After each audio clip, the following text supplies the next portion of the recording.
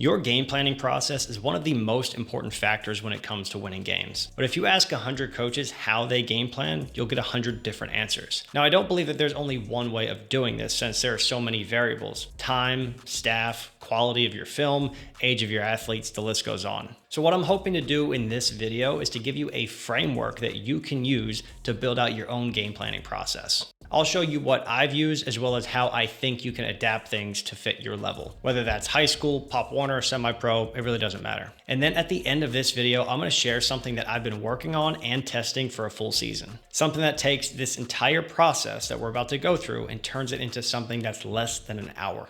So let's dive in. All right, we're gonna dive right into this here. So our milestone, the thing that we wanna accomplish is we wanna map out a realistic game planning process that you can complete every single week. Why is this important? Predictable results stem from repeatable processes. You're not gonna be able to sustain success. You might have some, but you're not gonna be able to sustain it unless you have a repeatable process. And then also the context is gonna matter. There's a ton of clinics out there and there's a lot of great stuff on how to set up a game plan. The problem is the context is going to be completely different. If you're a Pop Warner coach, you can't do what NFL coaches are doing. If you're coaching at semi-pro level, it's going to be different from college or high school. All these things are going to be different. So what we need to do is we need to find a process. We need to create a process that fits specifically for us, for our coaching staff, for our team, and our players. So what I want to do in this one is I'm going to show you the full in-depth process of what you can do. Okay, this is stuff that I've done. And then I'm also going to talk about some very basic things that you can do. And then again, at the end, I got a really fancy thing that I want to show you that's going to save you a ton of time. But just real quick, the in-depth process. First of all, you got to tag film,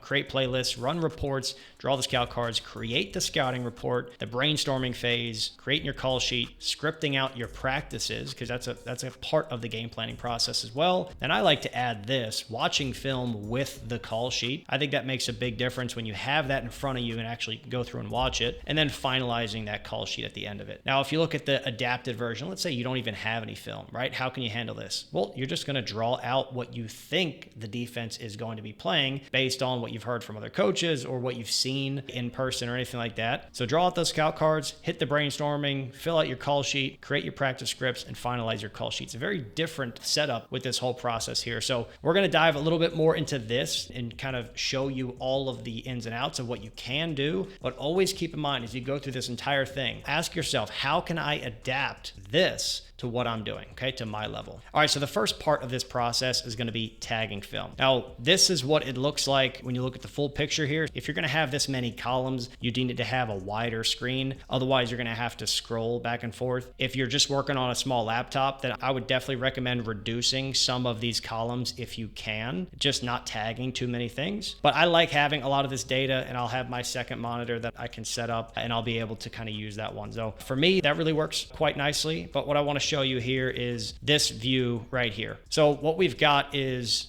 this is just essentially a screen grab of everything from the other page there. Just a little bit of a closer up look. So we'll have the play, we'll have ODK, offense, defense, special teams.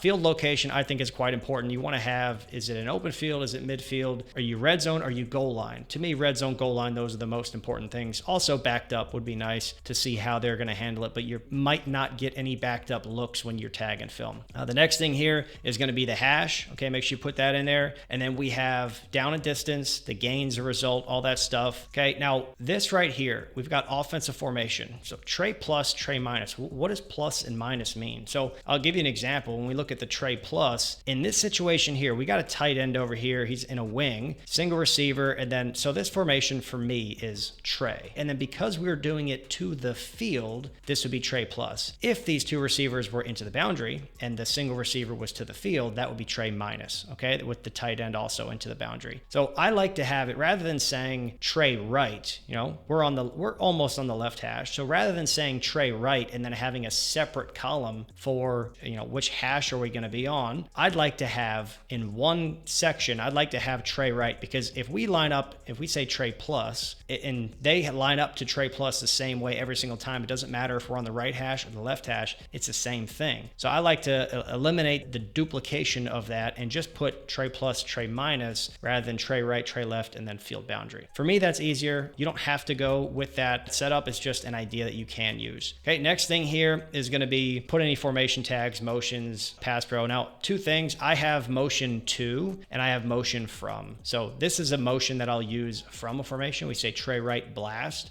but we can also say cross to tray right. If we want to say cross to tray right, then we can do that as well. Okay, so I have two columns for that. And we got our pass pro, our concept type, concept. Now for me, I like to put the actual concept in here rather than the name of the play. So, we'll call outside zone Miami and Dolphins, but we'll put it in here, we'll say outside zone minus. So if I say Miami, right, it could be to the field. It also could be to the boundary. So this just kind of tells me that I'm running it to the boundary or to the field.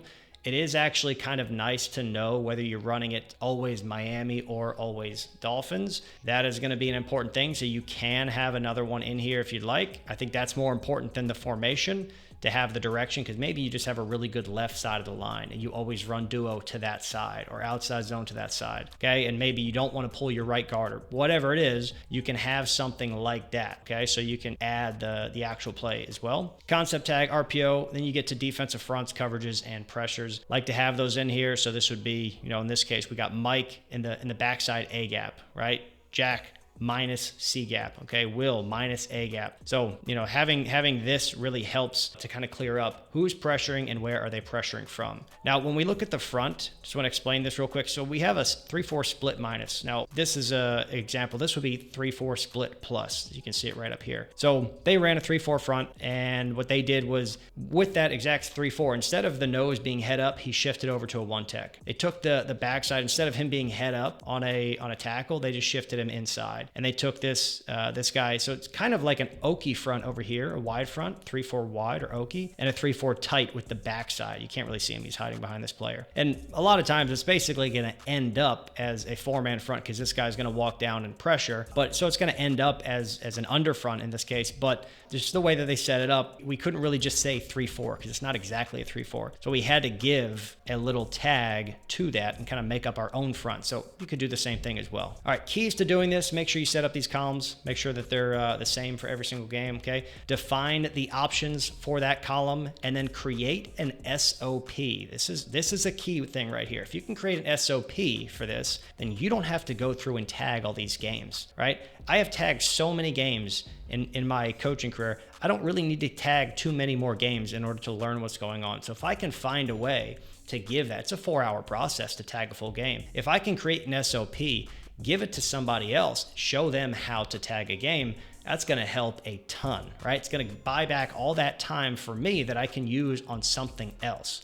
All right, that's the important thing. You don't, tag film for sure in the beginning if you need to do that to learn everything. But then once you've tagged enough film, you start to have a little bit of diminishing returns on what you're getting back from it. It's very, very important in the beginning, but then after a while, we're talking years, then it's like, okay, well, let's delegate some stuff. So that's a key thing here. Get that SOP. Unless you have that, people are going to do it wrong, and then the data is useless. So make sure that you have a really good understanding, and you can be detailed with that, hand it out to people, and then they can get it done.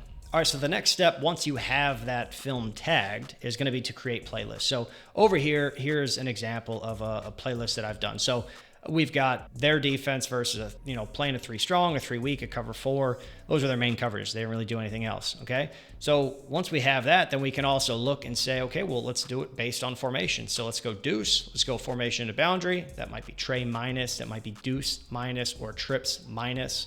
Spread. I don't really do plus and minuses for spread because it's just straight 2x2. So you can't really tell who's who unless you know the offense, and then you can tell. But usually you don't know exactly if that's, people might even be rotating in different positions. So no plus and minus for spread. Tray, trips. And then the other thing that you can add, I like to do this as a whole thing, is our entire offense versus their defense, set up like that. Same thing. If you're doing scouting for somebody else, it's their offense versus their defense, rather than this was me prepping for the second time that we played this team. And then we've got here goal line defense and red zone defense. So those are the two main ones that I wanted to look at. Of course, you can do third downs, right? You can do third and short, third and medium, third and long. You can create playlists for as many different things as you'd like. I remember back when I was in college, we had VHS tapes. I'm not that old. That was our first year, but we had VHS tapes my freshman year. And then we got the DVDs, and that was amazing.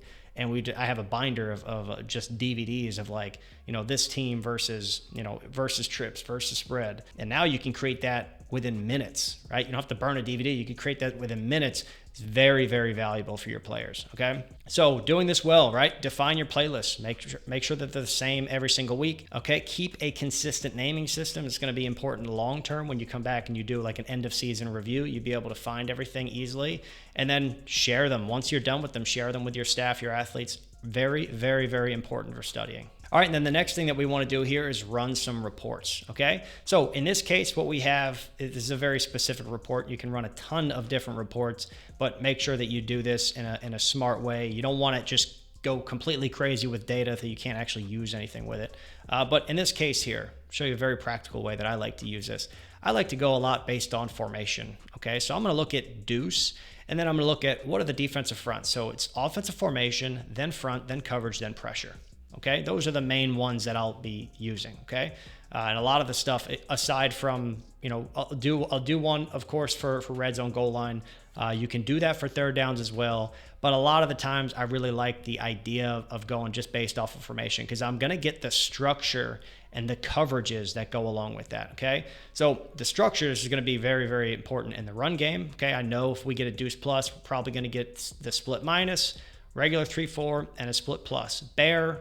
They only ran it one time. I think that's going to probably be a goal line situation. We'll look at the film to always double check. All right, but then I'm going to get, okay, cool. So they ran a 3 strong. They ran a cover 4, 3 weak. They ran a 3 strong here as well and a 3 strong here. So I'm assuming that 3 strong is really going to be their main coverage that they like to have. Although they do have in each of these a 2 high safety look. So we know we're going to get both middle field open and the middle field closed. Then also looking at the pressures and everything. So fronts and pressures, that'll really help to determine what type of run concepts you can use, what type of pass protections you want to use in each of those situations. So these things are going to be quite helpful to make sure that you're doing this well. Define the reports that you want to run in advance. Don't just randomly select reports. Just standardize it as we do with all of this stuff. Make sure it's detailed. Template those things so you can actually just click on run report in your Huddle account. You don't actually have to enter in all the information over and over and over. You can just template it, click it and run it, and then you're good to go. Then I like to screenshot things for scouting reports if you're going to include a scouting report, and then summarize and simplify. So again, with this, if you get too much data, you're kind of screwed. You can't do anything with it. But if I know, if I ask my players, a question about this, I'm going to ask, what's their number 1 coverage going to be this week? Or what are their top 2 coverages? And I'm hoping that they're going to give me a three strong and a cover 4. I'm hoping that that's going to be the answer for it. Or it's going to say, okay, well, what are their 2 main fronts that they're going to run? It's probably going to be the 3-4 split minus, 3-4 split plus, maybe also 3-4. Let's see how they handle other different formations as well. All right, then the next thing, we're going to be drawing out the scout cards, okay? So what I like to do with this, right? Here you can see we got the hash, we got the formation, we've got the front, the coverage, and the pressure. And I'm going to draw out every little detail. Don't worry, we'll go to another slide and I'll show you a little bit more in depth with this. But I just want you to look, this is really what the list looks like, right? We just got 5 plays here. This would continue for however many scouting plays that I'm going to draw for this. And also, the nice thing that you can do is you can duplicate a lot of this stuff. So if you just click copy or duplicate, then it's just going to duplicate the whole thing so you don't have to manually draw everything yourself because that can take quite a long time. All right, but to make sure that you do this well, draw everything in detail. I'll show you on the next slide how detailed I'm talking, okay? We also want to flip the hashes if possible, okay? Choose the top 2 to 3 looks per formation. So in this case, when we talk about deuce, I'm probably going to do the 3-4 split minus with a 3 strong and SC, okay? Sam to the C gap. That's going to be 1 card right there, okay? Now I might also go with the 3-4 with a 3 strong, and I'll have this pressure, and then I'll probably go a 3-4 split plus with a cover 4. So that's probably how I would go about doing that. Just statistically, those are the ones that they showed. So I'm only going to have a couple of different looks per formation, per situation. Okay, we can't have 40 or 50 different cards. We're just not going to be able to get through that many. Okay, with our practice. Depends on how you're doing your practice, but we have a limited amount of reps that we're able to get. Okay, so make sure you choose those, and then again, I said duplicate those cards. Massive, massive time saver. So here's an example of a scout card, right? So what we've got, you can see these lines in here. It's going to tell the defensive line where they need to line up based, if there's a shade, one side is going to be shaded. If this were a split plus, then the end would be positioned outside and this would all be colored and shaded. The nose to center would be shaded to the right and the defensive end would be shaded to the inside here. Okay, these squiggly lines, my players know this. That means I want you pre-snap to show something, okay? But try and time that up, right? Pre-snap, show it right at the edge, right before the snap, okay? I want you to disguise everything and then show it. I personally like to make my practices more complex than the team that we're going to be playing. So I'll try to have my guys disguise things even a little bit more than what the opponent does. The idea is if we can get used to all of that at a very high pace of them showing it late in the game, if they show it earlier, great, we have the answer. We already know what it is. Okay, so that's the idea behind this. So again, these ones here, if you look at the free safety and the rover, there's no squiggly lines. So they know they're not showing, they're rotating at the snap and they're getting to those zones. Okay, so that's going to be an important thing here. Also, you'd see that the Y and the H, the SAM is splitting the difference between the two of them. The rover is lined up over the H, okay? Corners, depth is important. Some teams will play press. Some teams will play really far off. They're consistently playing around 5 yards, 5-6 yards. So we want to put our corners at 5 to 6 yards. Okay, all those little important details, they matter. All right, now the next thing, okay, is going to be creating a scouting report. So here's a couple just different examples of ways you can set this up. And realistically, this could just be a very simple Google Doc. This doesn't need to be anything too crazy here. But I like to have just random information in here. Is going to be the different fronts. You'll have the coverages. You'll have, if you can, put an actual call sheet in there. That would be great. You'll have, checks, alerts, anything like that. Anything that you think is going to be important for the players without overwhelming them. That's the key thing. You can't overwhelm your players when it comes to giving them a scouting report. And honestly, there's a lot of teams that they don't even need to do a scouting report because even a little bit is going to be overwhelming for players. So in this case here, what we've got three, have the different fronts. So I'll put one of these cards for each front. And then we've got a little mini description up here. We've got the run plays that are going to work against it. We have any notes here as well that we can use and the coverage that they're going to pair with this front. Okay. So again, we take all the information from this right here and we can simplify it into something that they see. Okay, if we get a 3-3 plus, they're gonna play 3 strong or they're gonna play cover 4. Okay. Next thing here, we have different coverages versus each formation. So up top we had the fronts, now we have the coverages. Same idea. Put a little bit of information on there, throw the cards in there. It's quite simple. Just give the players something visually to check out. Okay. Make sure that when you create something like this, you have to template it, okay? Because this can be, in terms of the setup and also the information, it can be very time consuming if you're gonna create a very in-depth scouting report, okay? So find a way to template everything as much as possible, make things quick. Simplify and summarize everything. Don't just fire hose information to your athletes. It's not gonna work, okay? It's not gonna work.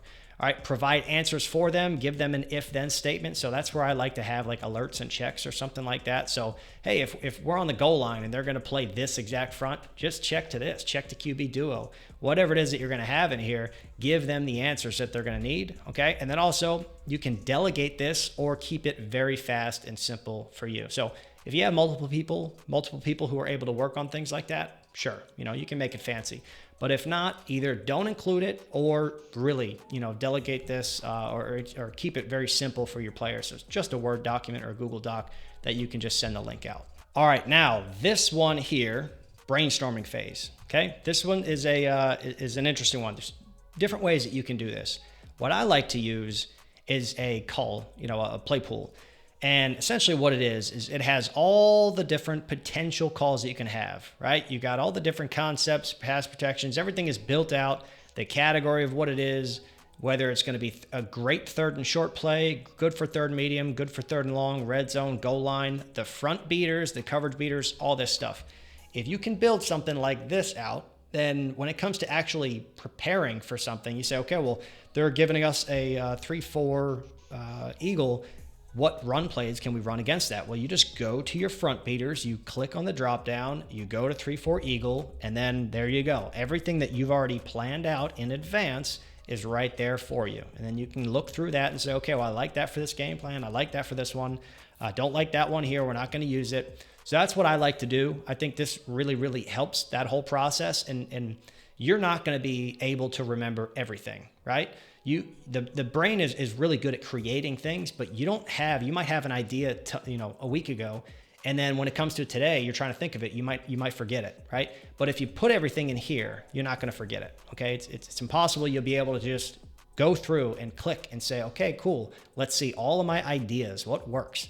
So I like this as a strategy. The other thing you can do in the brainstorming phase is you can go back and you can look at all of your scout plays. And I've done this before.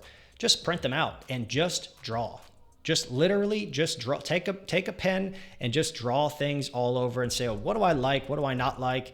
That'll really help with the whole brainstorming process. The other thing you can do is watch film, right? See how other people are attacking that look. When other teams are going trips, right? We go through and we can say, okay, well, what did they do? What were their biggest gains, their yards gained? What were those biggest plays? Okay, cool. Do we have that concept in our offense? Can we run that? Can we run a version of that? If yes, great. If not, we're not going to add new stuff in here because it's not within our offensive system. So you want to make sure that you go through and find things that are in your system that other teams are running that you'd be able to also execute on, okay? So using this, the reason I really like this, it kind of forces you to stick with proven concepts. Notice that, for concept, bow, this is a concept. It's not randomly drawn up, all right? This is something that you'll see at high school. You'll see this college, NFL level. Everybody runs this. Essentially, it's a middle triangle. So that is a concept, the flood concept, inside zone. Those are concepts that we want to use. And that is what I like a lot about this. You're not just randomly drawing things up. I'm not a huge fan of that. I know some coaches are. I'm not a huge fan of it. So for me, forces you to stick with proven concepts, okay? And then, yeah, as I mentioned before, the other thing you can do, you can just draw it out, on paper. That's an easy solution. All right, now we finally get to the actual call sheet, okay? So however you want to set up your call sheet, this is one from my last season. I've got over here on the run game, I've got all the different, formations, spread, trips. This is how I set it up. Notice that I only have a couple different things per formation, okay? This honestly is even too much. I like to over prepare when it comes to my call sheets, and then I don't really use most of the stuff. But if I over prepare every single week, my brain just kind of gets loaded with these solutions. And then, it might be a situation where, hey, okay, let's I have a good idea of how to beat this because I've thought about it so many times. So that's kind of the thought process that I have with this. But of course, you can always simplify things. Then I'll have like run game versus different fronts. So, hey, we played a team, this team here, they gave us every single front possible. I mean, they threw everything at us. I don't usually see teams who do that, but they gave us everything, a 3-3 stack, a 3-4, a 4, like an over, an under. They give us a bear front. They give us a mug front. It's just so many different things. So when you have a team that does that, it doesn't hurt to over prepare for that. Okay, so I have a section here. Did I use this section? Not really, but have the section there so you can use it if you have to. Then here you've got, for me, I've got all the pass plays. This is an interesting thing that I have done in the past where you can kind of create combinations of concepts. So, hey, in this case here, sprint out with a whip. Weren't 100% sure on that one, so we're going to make sure that we come back and we get a guaranteed yard for that, okay? Jet sweep paired with a screen, okay? We have this one was a shot play here, a flood concept with a post. And if we don't end up getting that, then let's come back and let's do something easy to guarantee some yards. So these are just combinations that you can create. And then you want to have your beaters, third and one, or third and short, third and medium, third and long, all those. For 7, game on the line plays. Hey, we need 1 yard. What are we running? My guys already know what it is. It's going to be duo. All right, we need 3 yards. This is what we're going to do. We need 5 yards. We need 8 yards. Notice those are basically the same exact play. And in this case here, we need 12 yards. This is what we're doing. So have those 2-minute drill, red zones, all these different things, right? Template your call sheet. This is going to stay the same. This call sheet is going to stay the same every single week, right? Unless this one section might be a little bit different. I might not have that for another team that doesn't do that. Okay, but try to template as much as possible, and you can copy and paste. One thing here, make sure you color code things. For me, I have, in this case, blue. Quick game is going to be blue. This little beige color is going to be dropbacks. This is going to be sprint outs. Yellows are screens. This gray and blue is going to be our shot play. So color code as much as you can. Try different methods. There is no one size fits all for filling out a call sheet. There's a ton of different call sheets that work. I actually give out a million of them. Somewhere I have a freebie where you can get, I think it's 6 different call sheets that I've all used in games. They all are nice. I just like this format. For me, it's the best way for me to process information. And then a little tip here, paste the values only. Don't copy and paste. If you go in here and over there on the left, I would have a column with the full play. When I go in here, I'm going to control V, Control Alt V or Control Shift, something like that, where you're pasting only, I think it's Control Shift V, and you're only pasting in the value, but not the formatting. So then it keeps the formatting in here. So that's an important thing. All right, next thing here is going to be scripting out your practices. Okay, so for this, we've got install section. I'll have this right here. So we'll do, this will be plays on air. We're scripting out plays on air here. We can call those. Okay, inside drill, we can script those out. This one we have a team situation. I blew up a different one to make it a little bit easier to see. But basically, you've got your play number, your hash, whether it's open field, red zone, high red zone, low red zone, goal line, down and distance, yard line. You can have personnel in here. This was at a time in the season where we didn't even have 2 personnels. We're very, very light on numbers, so everything was 11 personnel. And then we have the plays in here. And this is exactly what it would look like on my call sheet, okay? When I'm creating those, I would copy and paste from here into here. And again, pasting the format, pasting the value, not the format. Defense, I'm just going to give them a card number, and I'm going to make sure that those scout cards fit exactly with these. And if not, if I have a note on here, hey, tell the defense, hey, just flip this card. All right, so this was obviously a left hash card, and I put it in for right hash, okay? So I just tell them, hey, flip that, and then you're good to go, right? So keys to doing this well: template the section, okay? Make sure you include as many different situations as possible. You can also include a concept or rotation if you want, but either way, just make sure that you hit everything that you want to actually run on game day, okay? And then prioritize your concepts, right? If there's limited time, you have 15 plays, hit the most important 15 plays. This is not the time for you to practice 3 trick plays, right? It's time for you to practice the fundamentals that you're going to be using and relying on come game day. Your third downs, your best plays. Those are the things that you want to focus on, prioritize. All right, and then one of the last few things here is going to be to watch the film with the call sheet. So what I'm going to do is I'm going to sit down with my printed out call sheet. I have it here. It's not going to be laminated or anything, but it's just going to be the piece of paper. And I'm going to go and watch film. And I'm going to pause it right before the snap. And I'm going to look down at my call sheet. So in this case, we got an empty left look. So I'm going to look over here and I'm going to say, okay, in this case, we got empty left. So what do we have? Empty base roam option. So in this case, it would be a stick concept. He'd run the out. He'd run the fade. He would run a wiggle route and work in, and then he'd be running a go. So in this case, what I'm looking for is, can we throw the stick? Let's see what the mic does, and let's see how this guy plays this. Because if we can get him with the hesitation and break in, there's a lot of space between this backer and this mic. A lot of space there. So quarterback, we want to be looking over here, and if it's not there, we want to be able to come back. So I'm going to look at the film and say, are they anticipating this? How are they playing this? Right? And I'll do this a ton of time. You spend as much time as you can with this process. It really, really helps to ensure that you have everything. If it doesn't look good, then you can just kill it from your game plan, okay? So print out your call sheet, have a pen, write down notes, all right? Confirm the play. Oh yeah, this is a good play, it'll work. Or remove it, okay? Also find potential problems and their solutions. Hey, they keep pressuring off the, let's say they keep sending this guy off the edge and slanting this guy in. Well, if they do that, and they're not pressuring this mic at all, well, pass protection wise, I'm probably going with a base. What did I write in here? I put base, big on big.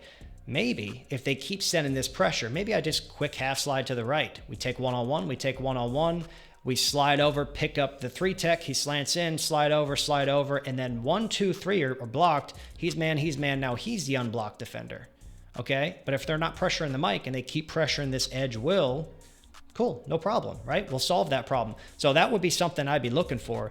Potential problem and the solution. What are they? Make sure you define them. Okay. And then again, go with the odds for those things, right? If they're not pressuring here and, you like base protection, just go with base protection if they're not showing anything that's a major threat for that.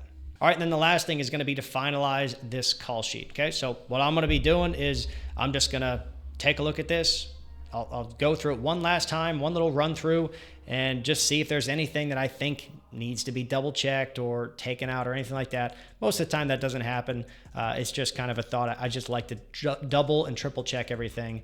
Then we're going to double check the formatting to make sure that everything is good to go. It is templated, but we still want to do it. And then the last thing is going to be, we're going to print and laminate. Okay. We're going to have multiple copies here because we're going to have, we're going to have position coaches who want that. If you have somebody in the booth, co-coordinator, anything like that, make sure they get a copy as well. All right, and now the last thing here is that we want to make sure that we adapt this process for our situation. It doesn't matter, everything that we just talked about, it doesn't matter. If you can't make that happen, if it's not possible, then don't do it. Why try, right? It doesn't make sense to do that. Make sure that you go and find something. If you don't have any film, a lot of those steps don't really do anything for you. You can basically just create the scout cards and just spend more time on the scout cards, draw those things up, set up a play pool. And when you go and design your practices, practice against multiple fronts. A drill that I've done with my players is I've set up the cones, and I set up a 4-man, an over front. Then I set up a 3-4, and then I set up a 3-3 stack. Then I set up a bear front, and it's a lot of cones. But you can basically run a play, have everyone get to their responsibility, jog to the next set of cones, run the same play. Blocking scheme changes, right? They need to see how everything's done. Jog to the next one, jog to the next one. Then you change the play. And now you can go for a handful of rounds and get all these different blocking schemes while you're totally preparing for all these different fronts, okay? It does slow the learning process down in the moment, but that varied practice is really, really good for long-term understanding of the concept, okay? And you're gonna be much better off, especially if you don't have film. A different front than you're used to will totally screw up your blocking schemes if you don't work through them in advance. You don't want to learn and adjust on game day. You don't want to have to do that. You want to already have the adjustments. Good way to do that is a ton with these scout cards and spend a lot more time with it and drills like that. That's a practice design thing, but those things can be really helpful, okay? So make sure that you adapt this whole thing to whatever fits your specific needs, okay? Always think from your perspective. What can our team do? What can our staff handle? What can our players handle? Alrighty, so hopefully this lesson will help you define a game planning process that works best for you and your staff. But before we end this thing, I want to share with you a tool that I've been using for the last season that helped our team have the #1 offense in the league and saved me 15 hours per week in the process. That's 15 hours I use to optimize every other aspect of our entire offensive system, meaning the quality of the drills that we used, how we communicated as a staff, building player relationships, improving our team culture, and improving how we give feedback and teach our players. All those things usually get pushed to the back burner when the season comes around, but this tool helped to keep all of those critical things front and center. The tool that I'm talking about is the AI Playcaller.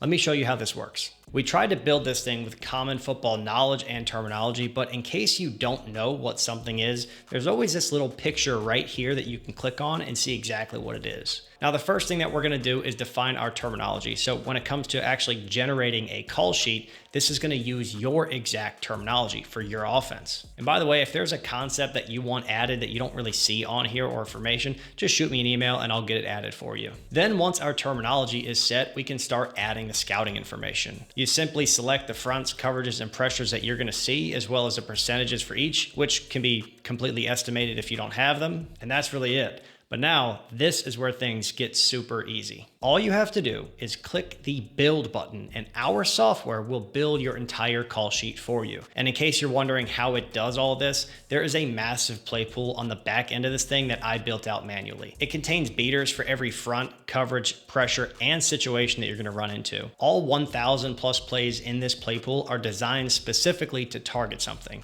And if that something shows up in your scouting report, that play might get generated to your call sheet. The important thing to note here is that nothing will show up on the call sheet if it's not a proven winner versus that front or coverage. And then the nice thing is you have the freedom to adapt anything that you want within this call sheet. If you have a stud X receiver that you want to get the ball to, you can just design a section on the call sheet just for them. You can lock plays in place, regenerate as many times as you need, and even favorite plays so that you can always find your best plays across different game plans. Now, once you've created your call sheet, it's time to start prepping your practices. For this, all you need to do is add a practice section and then click auto generate, and our software will build the entire practice script for you. It gives you the personnel, the down and distance, the hash, even generates scout cards for you based on what you entered when you did the scouting information. We also give you the ability to add your own scout cards if you want to build out your own library. And of course, we make this as simple as possible to download and print everything. That's the AI Playcaller right there. So I tested this with our team last season, and we ended up finishing with the #1 offense in the league, and I spent about 15 hours less every single week than years past.